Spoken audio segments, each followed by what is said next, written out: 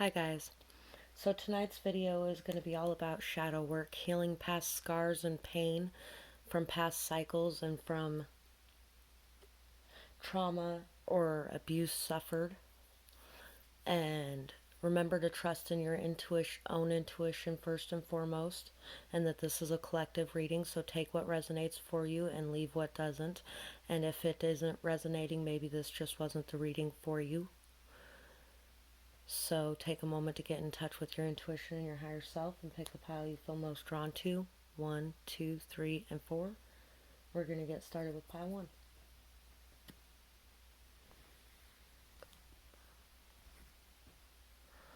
So, for pile 1, we got a lot of cards in this reading. We have, when those voices in your head tell you lies, remember the truth you hold within. Rewire your thoughts. So don't allow your negativity to overcome you or overwhelm you.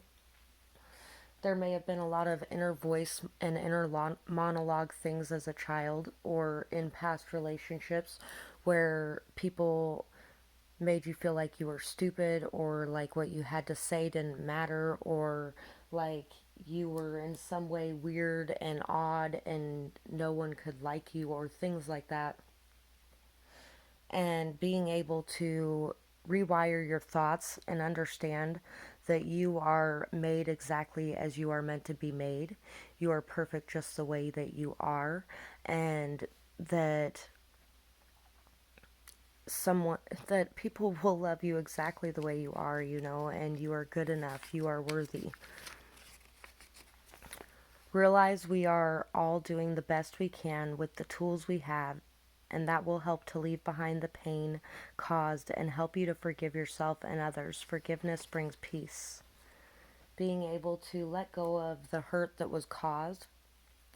Maybe there was someone that yelled at you a lot in the past, someone that really yelled horrible, mean things at you, awful things at you, or just told you every day that you would never amount to anything, or things like that. And, just understand that they were really, they were hurting themselves. They weren't loving themselves.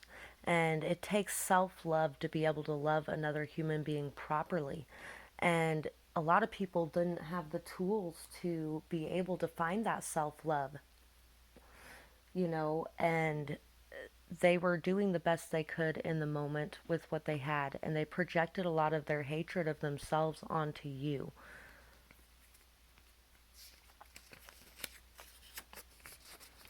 Child of an addict, drugs and alcohol was most important. Everything else was second place. So, yeah, you might have been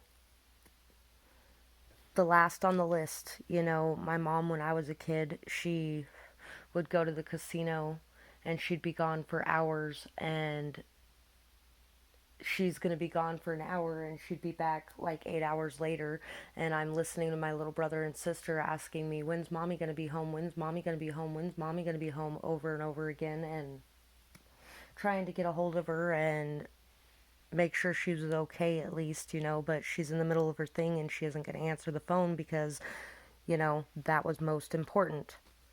And here's the thing, you are important too.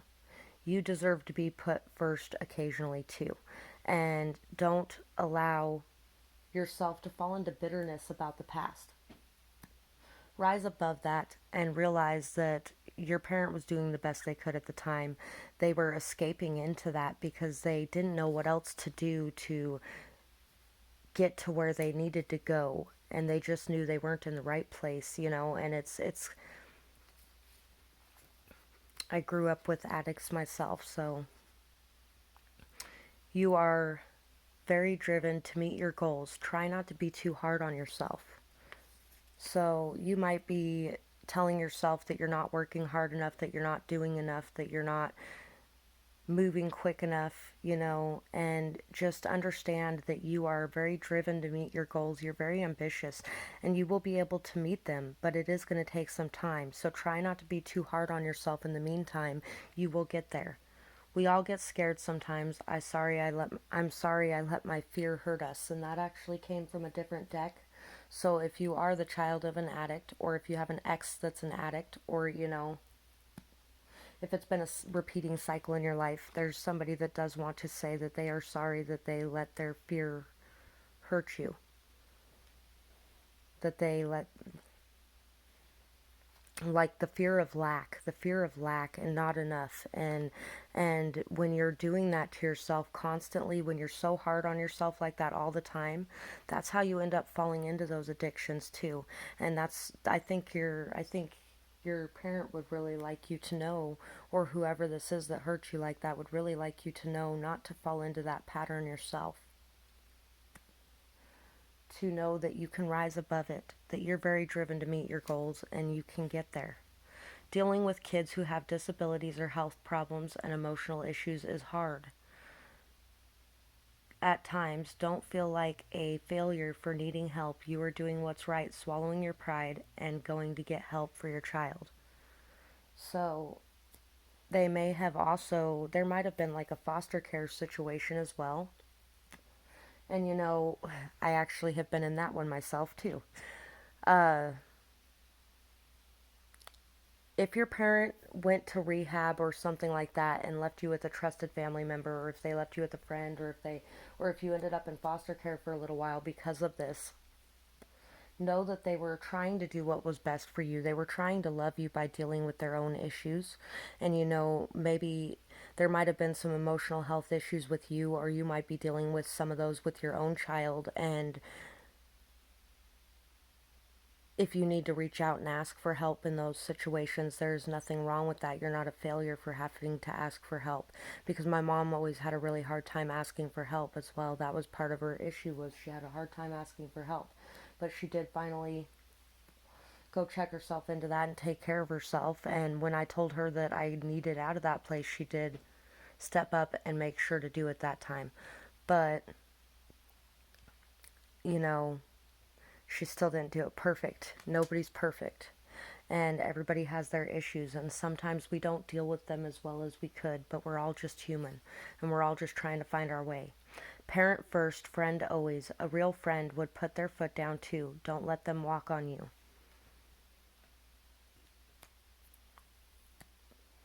Yep, and don't overgive to your children because of any of the past things that have happened in your life, feeling like you need to forever make it up somehow, or you're going to make things so much better, or, you still need to be their parent first. You need to make sure that you are setting proper boundaries and that you are putting your foot down on important issues, and know that a friend would do that as well.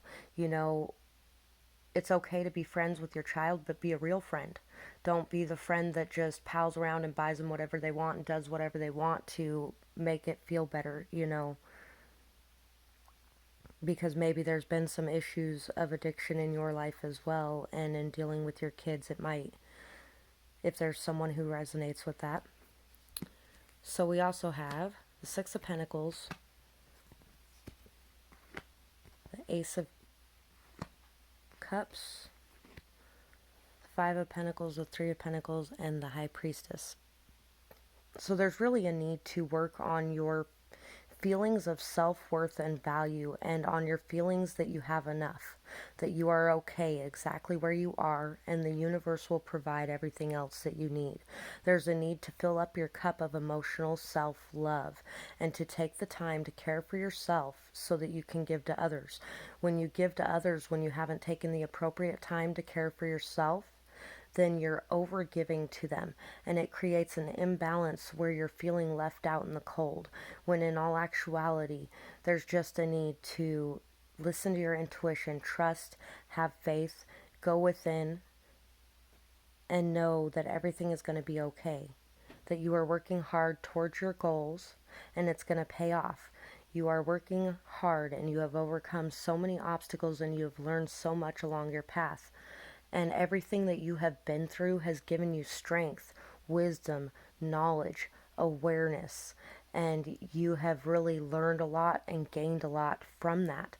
You've learned how to love others in a very open way as well, and to be very giving and generous. But there is a need sometimes for discernment as well, which is where not being in a state of lack comes in. When we feel like we are unworthy of something, we place things on too high of a pedestal and we end up over giving. Whether that's in our relationships, whether that's in our friendships, whether that's in our partnerships with our parents.